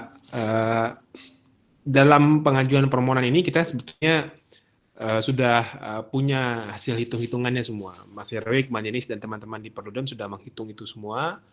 Dan kita lampirkan itu sebagai alat bukti di persidangan di MK. Nah, nanti di persidangan kita akan buka hasil perhitungan itu, dan tentu nanti akan dapat terlihat bagaimana gambaran disproporsionalitas hasil pemilu selama pemberlakuan ambang batas parlemen. Dan nanti juga akan ada hasil hitung-hitungan beberapa peserta pemilu yang harusnya punya kursi dan tidak punya kursi. Tapi karena ini masih proses registrasi di MK, kita akan tunggu. Semoga persidangannya segera dijadwalkan dan nanti akan terlihat jelas bagaimana gambaran utuh dari pemberlakuan ambang batas parlemen selama ini dan pengaruhnya terhadap proporsionalitas hasil pemilu. Lalu rumusan hitung mana yang kemudian bisa jadi pilihan di dalam menentukan ambang batas parlemen. Saya kira tidak ada hal atau tidak ada pihak yang akan dirugikan ya dengan pembenahan pengaturan ambang batas parlemen. Permohonan ini hanya meminta agar ambang batas parlemen itu dirumuskan secara fair. Sama seperti misalnya metode konversi suara menjadi kursi itu kan jelas sekali, itu kan juga salah satu bentuk dari matematika pemilu yang kemudian dirumuskan secara baik di dalam undang-undang, detailnya, perhitungannya seperti apa. Nah, kita juga mendorong sebetulnya MK memberikan batasan konstitusional terhadap ketentuan ambang batas parlemen ini agar dihitung dengan rumusan yang benar dan rasional. Karena soal rasionalitas ini menjadi salah satu hal yang sentral di dalam menyusun regulasi pemilu.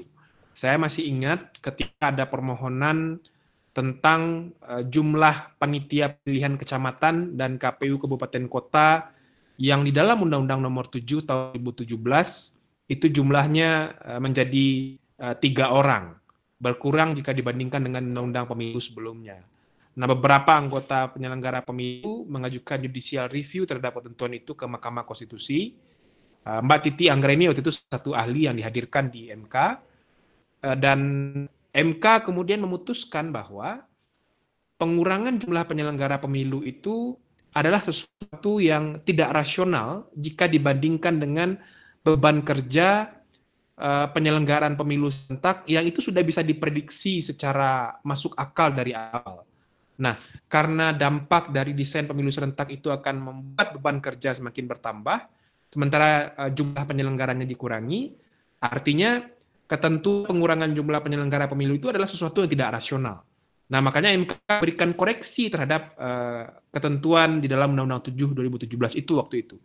Jadi, rasionalitas dalam sebuah penyusunan ketentuan hukum menjadi sangat penting, dan itu menjadi isu konstitusionalitas dan sudah pernah diputus oleh MK. Nah, makanya ketika kita mengargumentasikan bahwa ketentuan ambang batas parlemen ini mesti rasional, mesti jelas dan terbuka rumusan besarannya itu datangnya dari metode hitung yang mana, ini menjadi sangat relevan. Dan soal rasionalitas dalam merumuskan ambang batas parlemen ini juga sudah pernah disinggung oleh MK dalam putusan-putusan sebelumnya, bahwa ambang batas parlemen boleh diberlakukan karena itu sesuatu yang konstitusional sepanjang diberlakukan secara rasional. Nah, turunan dari sebuah rasionalitas itu kan mesti nampak wujudnya. Rasionalitas itu dari mana? Dari mana asal angkanya? Kan seperti tadi sudah disinggung oleh Mbak Ninis, tidak bisa seperti membahas Undang-Undang 7 2017 yang lalu. Argumentasinya menjadi sangat sederhana dan itu menurut saya tidak rasional. Masa iya di pemilu 2019 sudah 3,5%, sekarang naik dong 4%. Ini kan tidak rasional, kenapa harus naik 4%? Dan kan juga mesti jelas alasan naik itu kenapa. Gitu. Apalagi menaikkan ambang batas parlemen, menurunkan ambang batas parlemen, atau tetap di angka besaran yang ada sekarang, itu kan juga mesti memperhatikan aspek-aspek yang lainnya, juga akan jadi penentu terhadap pemenuhan asas-asas pemilu yang luber dan cerdas itu. Salah satunya apa? Ya soal proporsionalitas pemilu. Kecuali kalau kita mengubah sistem pemilu kita tidak lagi jadi pemilu proporsional, itu soal yang lain. Tapi ketika pemilu proporsional itu disebutkan secara eksplisit dalam Undang-Undang Pemilu, dan memang ini menjadi salah satu sistem pemilu yang relevan diberlakukan dalam konteks keberagaman, dalam konteks luasnya wilayah Indonesia, makanya setiap variabel dalam sistem pemilunya juga menjadi sangat penting untuk menghitung dan berupaya untuk menjaga proporsionalitas hasil pemilu. Nah, itu saja Mbak Ninis, mudah-mudahan ini bisa segera diregistrasi dan ditindakan persidangannya oleh MK. Nanti Bapak Ibu dan teman-teman semua tentu juga dapat melihat bagaimana hasil perhitungan yang kita lakukan, yang kita jadikan sebagai alat bukti yang menunjukkan disproporsionalitas hasil pemilu dengan pembukaan ambang batas parlemen yang selama ini kita tidak ketahui secara baik dari mana hasil perhitungannya. Itu saja, Mbak Ninis. Beberapa pertanyaan dari Pak Hadar, Mas Erik, atau Mbak Ninis mungkin bisa memberikan respon. Ya, Fadli, ini IKEA ada chat dari Pak Hadar dan Pak Anggi Tondi itu menanyakan idealnya berapa gitu ya, angka ambang batas ini itu apa, berapa persen yang diusulkan Perludem. Lalu Pak Hadar juga ada tambahan, ada juga ambang batas parpol bisa masuk ke parlemen dari jumlah kursi yang didapat di pemilu tersebut ya. Jadi misalnya Iya, kalau seperti di New Zealand, kalau dia sudah dapat 3 kursi, ya dia lolos ambang batas. Di Jerman 1 kursi gitu, dia lolos ambang batas. Lalu juga ada Mas Zafran yang mau bertanya. Ini sebelum dijawab ya, saya ke Mas Zafran dulu ya. Mungkin ada yang mau ditanya secara langsung. Silakan Mas Zafran. Iya, baik. Bismillahirrahmanirrahim. Assalamualaikum warahmatullahi wabarakatuh. Terima kasih. Sebenarnya ada pendapat, nanti pendapat ini saya minta tolong karena kebetulan saya juga mahasiswa, jadi kan peneliti-peneliti di Perludem bisa memberikan pandangannya. Jadi begini, kalau misalkan kita melihat pergeseran makna dari presidensial threshold, misalkan ya, kalau presidensial threshold di dalam Undang-Undang Dasar kita kan pengaturan terkait keterpilihan seorang presiden, yaitu di pasal 6A ayat 3 terkait jumlah suara 50% plus 1. Nah, tapi dengan adanya undang-undang pemilu terkait presidensial threshold berubah maknanya menjadi syarat pencalonan presiden. Nah, apakah memungkinkan misalkan jika parliamentary threshold kita juga berubah makna misalkan? Karena kalau yang sekarang kan parliamentary threshold adalah ambang batas untuk partai politik itu bisa duduk di parlemen atau membentuk fraksi. Nah, kalau kita melihat dengan jumlah suara yang begitu banyak terbuang, karena yang terakhir saja kan tadi 13 juta sekian yang terbuang. Nah, saya juga sempat hitung-hitungan sedikit, kemungkinan kan dari 13 juta suara itu bisa dikatakan 13 juta suara dari pihak-pihak yang minoritas begitu. Jadi keterwakilan mereka tidak terwakili di parlemen, itu yang menjadi satu masalah. Nah, apakah ada studi misalkan jika partai-partai politik ini yang misalkan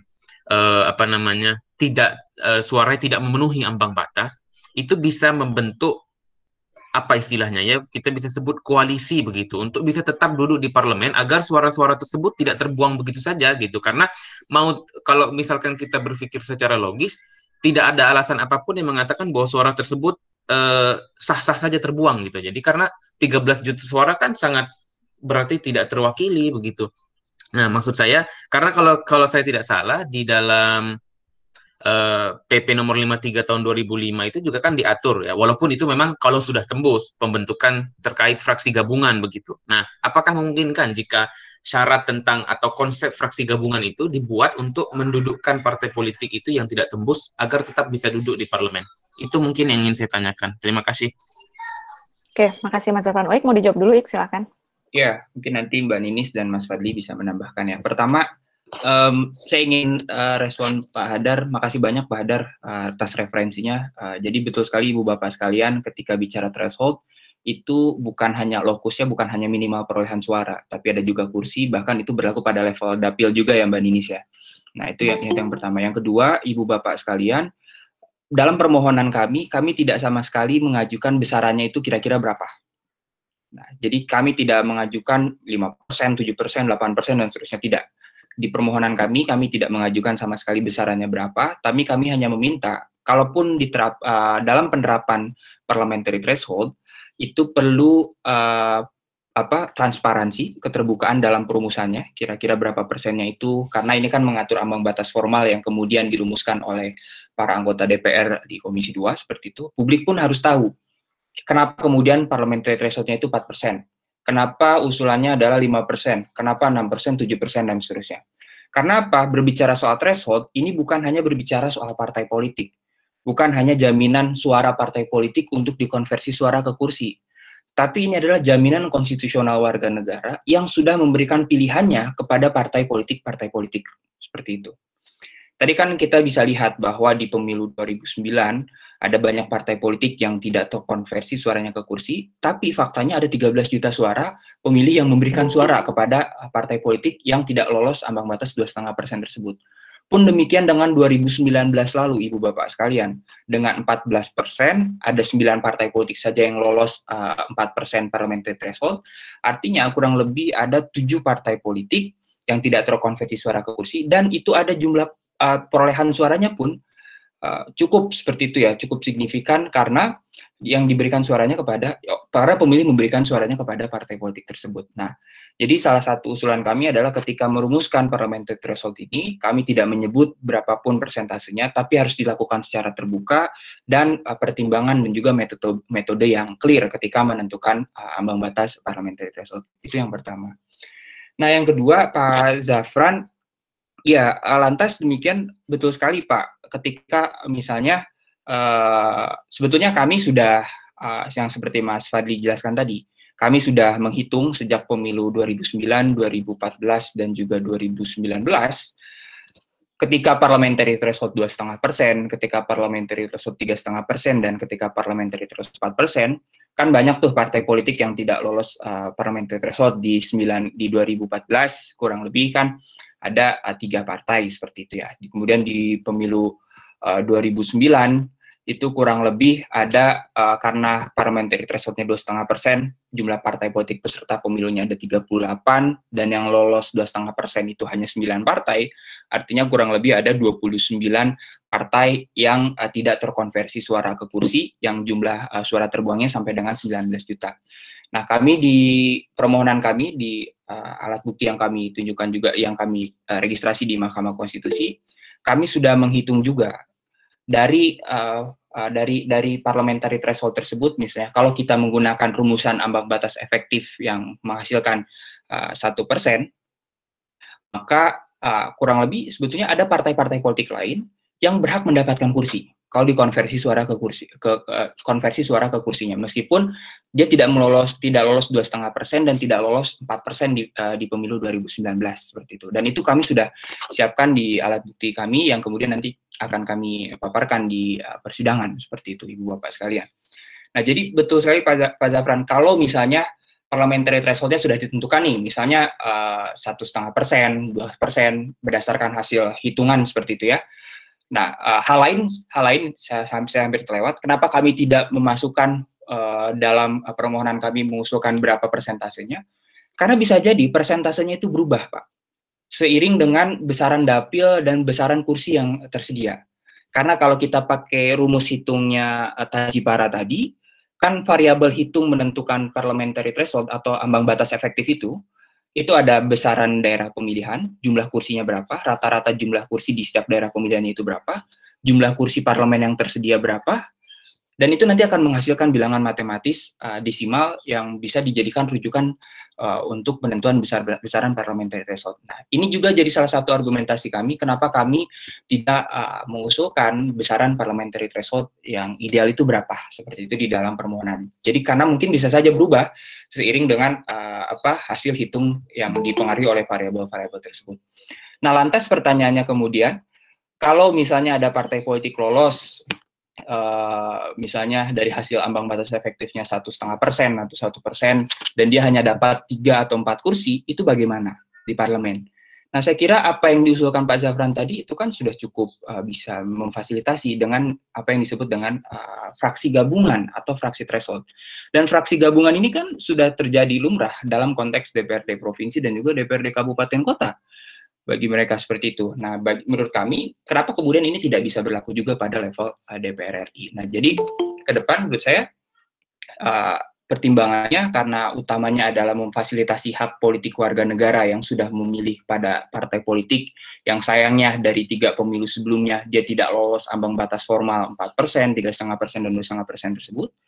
Nah, idealnya ketika nanti sudah menghasilkan kira-kira besaran ambang batas optimalnya seperti apa, dengan metodologis yang clear dan terbuka terhadap di hadapan publik dengan pertimbangan tersebut, ya, kalaupun ada partai politik yang lolos dengan hanya jumlah kursi 2, 3, 4, dan 5, dipersilahkan dengan membentuk fraksi gabungan tersebut. Mungkin itu. Mas Fadli mau menambahkan, silakan Mas Fadli. Udah sih, saya cukup. Kalau ada respon lain dari Bapak Ibu. Oke, aku tambahkan dikit ya, tadi yang beberapa komentar ya tadi ya di sini di chat.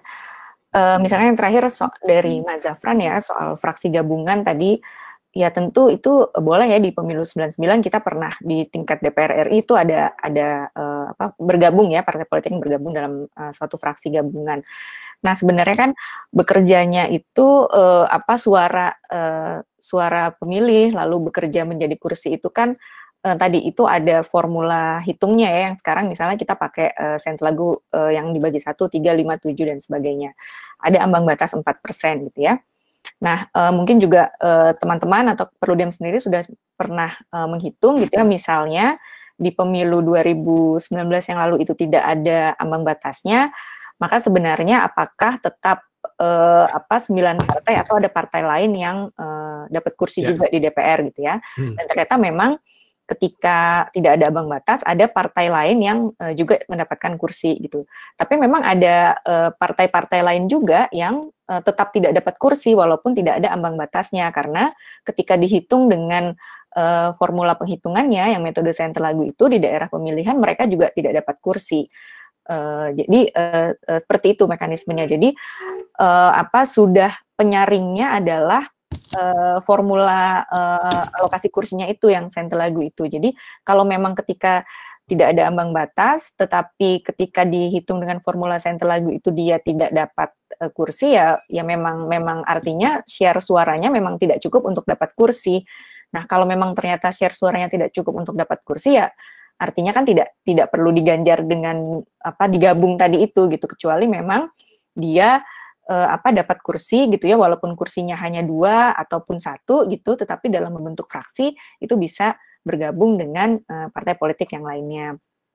Nah, lalu tadi ada komentar juga dari Pak Hadar yang soal ambang batasnya itu dari kursi yang dia dapatkan gitu ya. Kalau konteks Selandia Baru dan Jerman kan dia dengan sistem MMP ya, dengan sistem campuran. Jadi kalau sistem campuran itu kan artinya ada 2 metode, ada 2 sistem ya, yang dalam satu pemilu itu memperlakukan 2 sistem majoritariannya dan sistem proporsionalnya. Sistem majoritariannya tuh ada yang memilih langsung electorate-nya ya, representatifnya gitu ya, biasanya 1 dapil 1, lalu ada memilih partai politik. Nah, kalau di Selandia Baru dan Jerman juga sebetulnya juga ada ambang batas untuk yang dengan sistem proporsional ini gitu, 5%. Nah, tapi untuk kursi yang electorate-nya itu ada ambang batas yang berbeda. Kalau nggak salah di Selandia Baru itu bisa 1, di Jerman itu 3 gitu ya. Kalau dapat 3 kursi electorate ya berarti dia bisa dapat kursi di sistem yang majoritariannya. Nah, apakah itu bisa diterapkan di konteks Indonesia? Mungkin kalau karena kita sistem pemilunya adalah pure proporsional, maka yang bisa dipergunakan adalah dengan persentase tadi ya, angka persentase tadi yang berapa persen, yang apakah 3,5% atau 4% ataupun berapa, berdasarkan dengan hasil hitungan yang tadi sudah Heroik sampaikan gitu kan, ada beberapa model penghitungannya. Nah, dulu ya ketika 2014 menuju 2019 memang kita pernah mencoba hitung gitu ya, kira-kira berapa angka yang ideal ya berdasarkan rumusan tadi.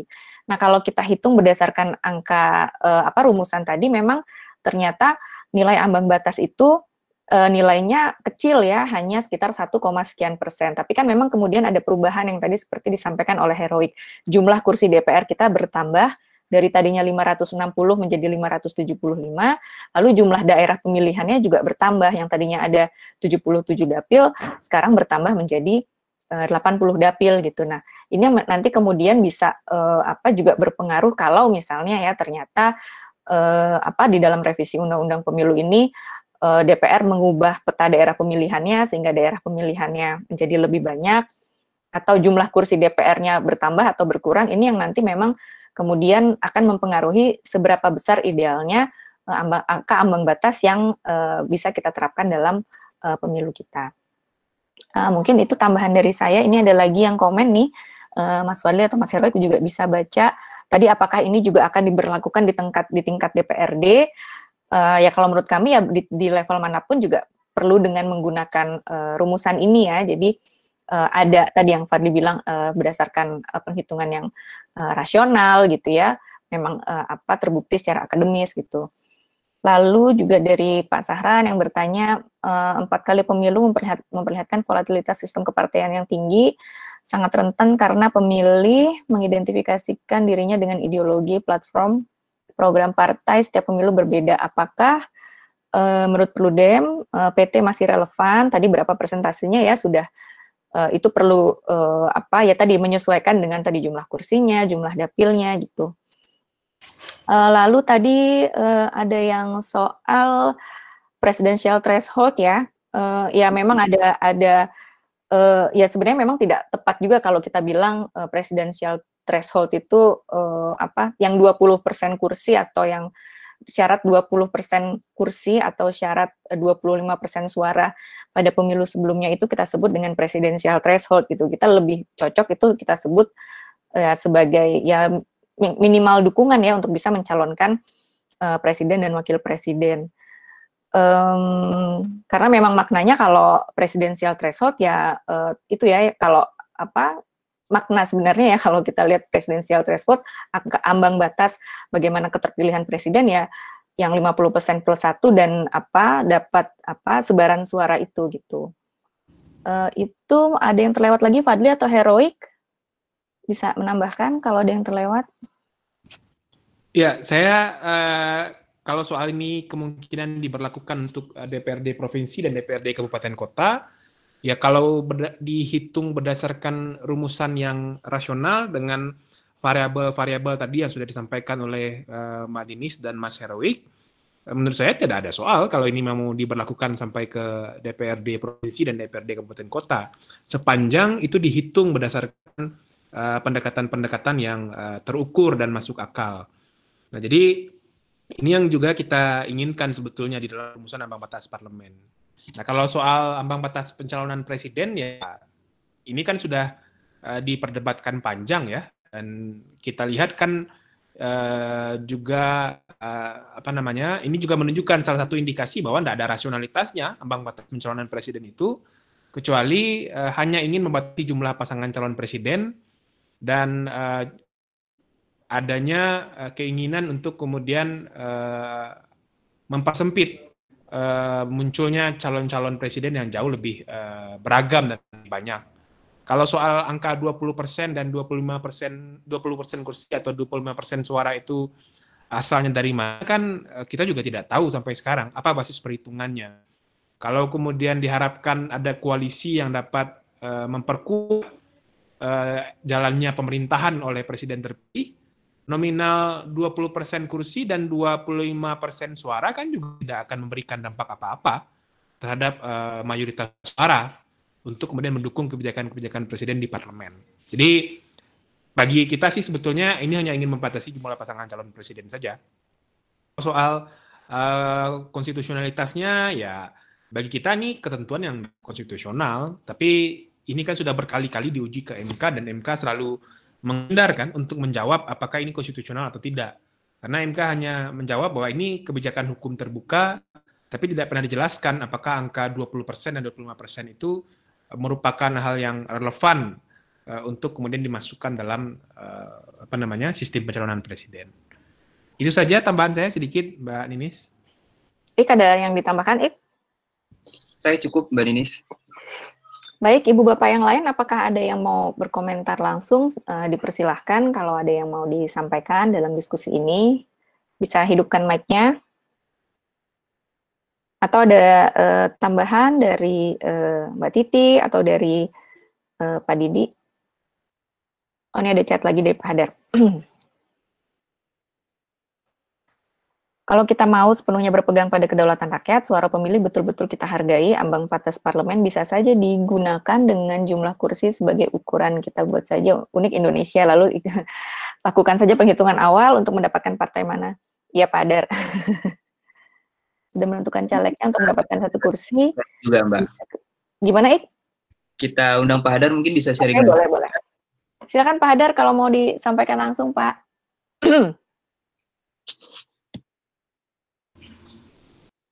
Assalamualaikum semuanya. Terima kasih Salam Pak Hadar.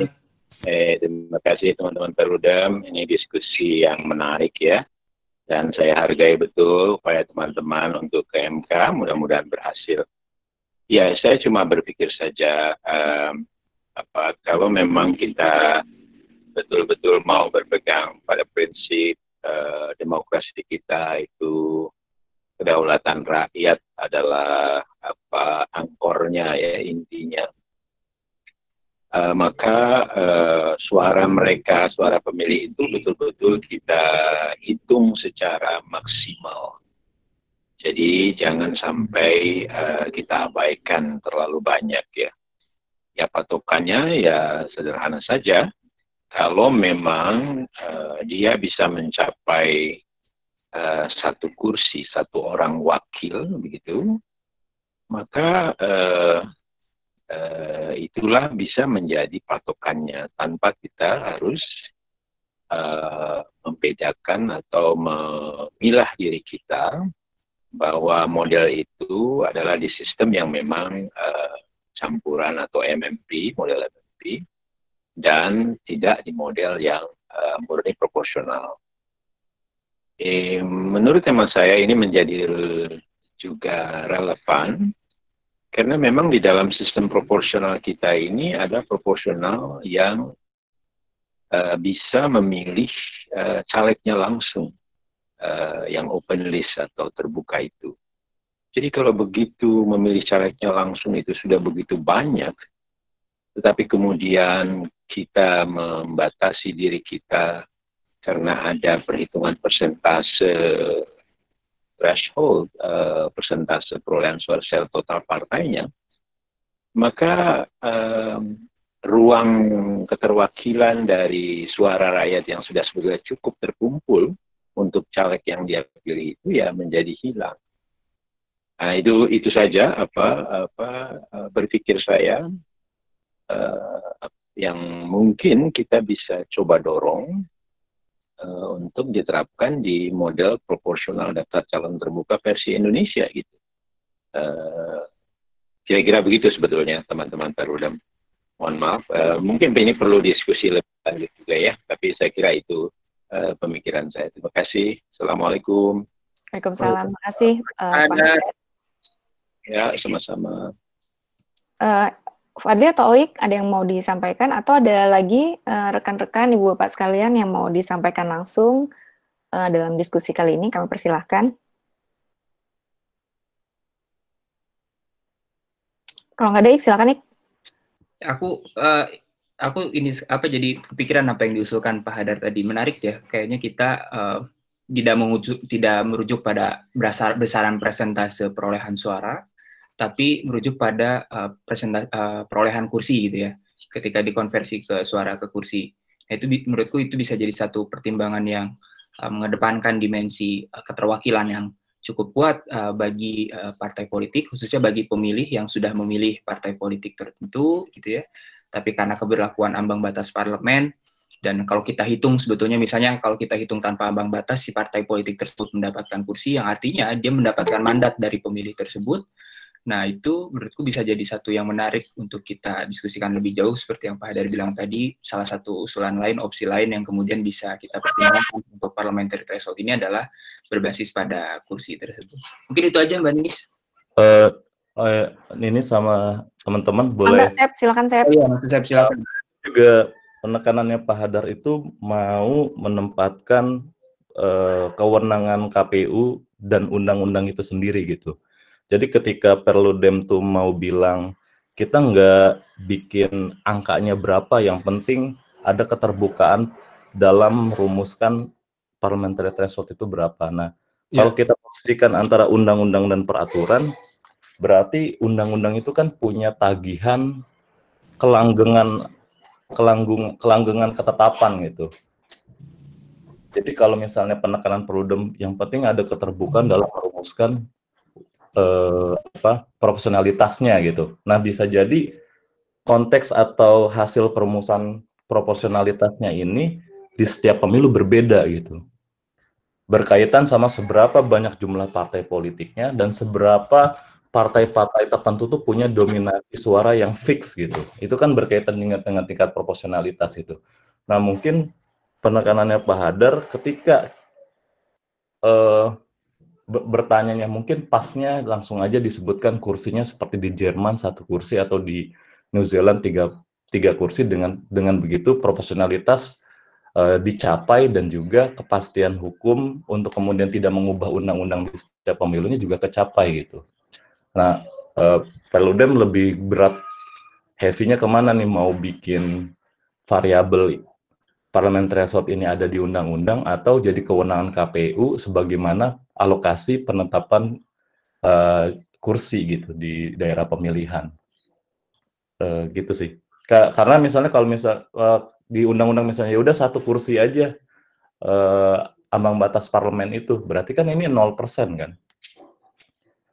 Ambang batasnya 0%, berarti siapapun partai yang bisa dapat kursi, berarti dia masuk parlemen. Ini kan kayak pemaknaannya kayak ambang batas 0%, tapi dengan menuliskan ambang batas itu 1 kursi, nilai 1 kursi yang di mana partai bisa masuk parlemen, yaitu penekanannya ada lebih rinci ke makna proporsionalitasnya sih, dibanding disebutkan 0% aja gitu, atau dengan ambang batas yang terlalu tinggi gitu. Terima kasih. Terima kasih Kak Usep. Nanti dulu ya nak. Ada lagi Ibu Bapak, rekan-rekan sekalian? Mas Fadli, ada yang mau disampaikan lagi? Saya cukup, Mbak. Udah. Ada lagi kah? Mbak Titi, ada Mbak Titi nggak sih di sini? Ada ya, ada Mbak Titi, ada Pak Didi, atau teman-teman lain yang mau menyampaikan juga silakan. Kalau enggak, ya kita sudahi diskusinya. Tidak memaksa. Saya terakhir sedikit, Mbak. Oke, silakan, Fadli. Ini pengalaman dari JR tentang pemilu serentak yang lalu, di mana MK dengan sangat terbuka membuka wacana dengan jauh lebih besar ya, untuk kemudian memberikan pilihan terhadap desain pemilu serentak. Dan ini sebetulnya kan juga tidak kita prediksi sih dari awal. Maksudnya kita tidak memperkirakan MK akan seterbuka itu di dalam membuka problem pemilu serentak sebelumnya, kemudian bagaimana batasan-batasan konstitusional yang penting diperhatikan, dan pilihan-pilihan pemilu serentak ke depan akan dilakukan seperti apa. Nah, kita sih berharap di dalam permohonan ini MK juga akan mengelaborasi secara lebih dalam ya soal pilihan-pilihan di dalam penentuan ambang batas, juga termasuk pilihan-pilihan yang membuka kebijakan yang lebih fair terkait dengan upaya penyederhanaan partai politik di parlemen. Dan tentu saja tujuannya adalah membangun efektivitas parlemen dan efektivitas pemerintahan. Jadi ya kita itu menunggu ya dengan baik perkembangan penanganan perkara di MK, karena ini didaftarkan itu pada hari Kamis yang lalu, Bapak Ibu dan teman-teman semua. Tentu ada waktu paling kurang 14 hari ke depan untuk kita menunggu permohonan ini diregistrasi dan dipanggil untuk disampaikan dalam persidangan. Setelah nanti ini diregistrasi, mungkin nanti permohonannya nanti bisa kita lihat bersama, dan nanti juga akan dipublikasikan oleh Mahkamah Konstitusi. Itu saja, Mbak. Terima kasih. Baik, makasih Mas Fadli, Mas Heroik, Ibu Bapak, rekan-rekan sekalian yang sudah bergabung di diskusi 2 jam ini ya, hampir 2 jam kita diskusi. Kalau ada yang masih mau ditanyakan atau dikonfirmasi, tadi di kolom chat itu sudah dibuat ya, narah hubungnya bisa ke Mas Fadli atau ke Mas Heroik. Lalu juga rilis media kami juga tadi sudah di-upload di website Perludem, itu juga bisa di-download oleh Ibu Bapak sekalian. Sekali lagi terima kasih sudah bergabung dengan kami. Jangan lupa besok kami kembali dengan diskusi kelas virtual Perludem. Nah, minggu depan itu kalau untuk kelas virtual Perludem selama 3 kali, Senin, Rabu, Jumat, 3 sesi, kita akan membahas mengenai tahapan manajemen pemilu ya, khususnya mengenai tahapan pemungutan dan penghitungan suara. Kita buat menjadi 3 sesi karena kita ingin membahas agak lebih mendalam, mulai dari persiapan logistiknya, lalu proses di TPS-nya, sampai proses rekapitulasinya. Sekali lagi terima kasih Bu Bapak. Tetap sehat, jaga kesehatan. Saya tutup. Assalamualaikum warahmatullahi wabarakatuh. Waalaikumsalam warahmatullahi wabarakatuh. Terima kasih Bapak Ibu.